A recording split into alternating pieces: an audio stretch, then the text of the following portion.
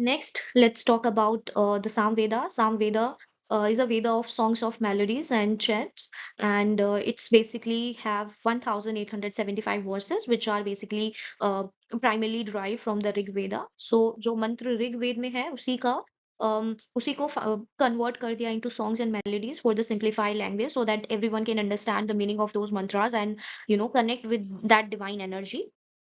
So Samveda, it's also known as the Vedas of melodies and the book of chants or the book of and now let's discuss the features of Samveda. So Samvedas basically contains melodies which is basically derived from the Rig Veda. It's nothing but a collection of hymns, or it's focused on the chanting of different hymns during the rituals. And in Samveda, it's basically the foundation of today's Indian classical music. So Samveda is nothing but the foundation of Indian classical music, and its composition. Let's quickly discuss composition. It's have 1,875 verses, which is taken from the Rig Veda, and the purpose, it's basically to create a divine energy and to create a spiritual atmosphere. The ultimate purpose of conversion of those hymns into songs and melodies, so that everyone is able to understand the actual meaning of those mantras and try to connect themselves with the divinity.